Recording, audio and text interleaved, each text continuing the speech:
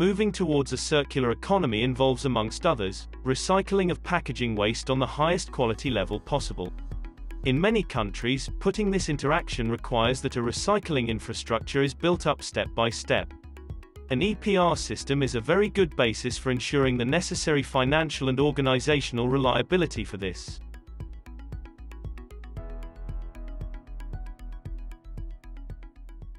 In any industries, quality input most likely will ensure quality output. In our industry, our input determines the output. The main barrier for our industry to deal directly with the waste bag. For example, they collected plastic waste. Sometimes it's too low in terms of quantity, which is become more inefficient or become very costly for our industry. Recycling plastic is one of the plastic waste management methods that has gained increased popularity. If you take mechanical recycling specifically, it has its own unique opportunities and challenges. Within the mechanical recycling space, you have to have a material that is low contamination in order to enable it to be repelletized or made into a resin and used again in another form of packaging. Additionally, within that new form of packaging, there are some materials where you can currently get them up to a quality for food-grade plastic and others where you cannot.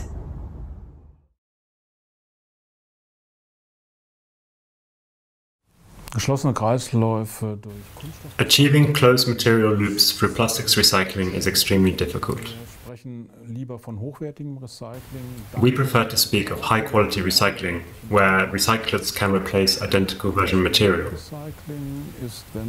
Closed-loop recycling refers to recyclers re-entering the same applications, such as the bottle-to-bottle recycling process, or PET. However, achieving this is extremely rare in plastics recycling, as it also is for paper and metal recycling.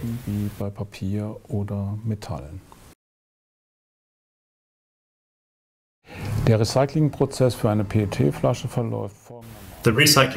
for a PET bottle proceeds as follows. The bottle is collected and enters a sorting plant, where a PET bottle is sorted by material type and possibly also by color, via near-infrared reflectance spectroscopy and optical detection. The PET bottles are then pressed into big bales and delivered to the PET recycler. At the PET recycler, the first step of processing is to separate the bottle and resort it according to color and material type. The bottles are then shredded to about 10 milliliters. The shredded material is then washed and separated by density to separate the cap material. The sinking fraction of this density separation at 1 gram per cubic centimeter is mostly PET, which is subjected to further intensive washing. An alkaline hot wash at about 85 degrees Celsius. The flakes are dried and undergo further post-cleaning steps. They are then remelted into regranulate. Depending on the intended use, further processing of the regranulate may be necessary. Erfolgen noch weitere Veredelungsstufen.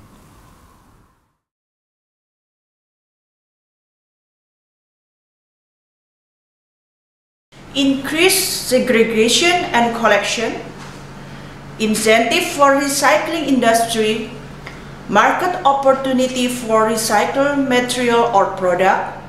EPR must be done for all kinds of packaging.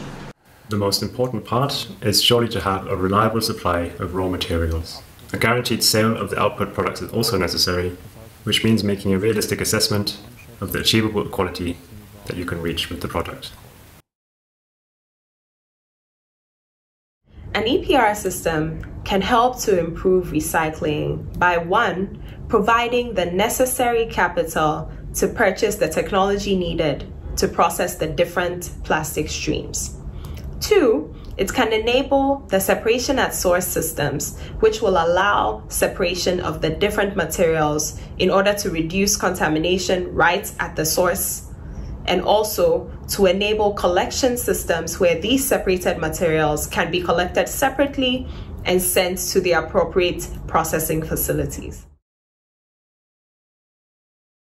Our main objective as an association is to create a conducive recycling business by working with all the stakeholders to build a standardization of plastic recycling material to accelerate the movement of an economy circular system in Indonesia.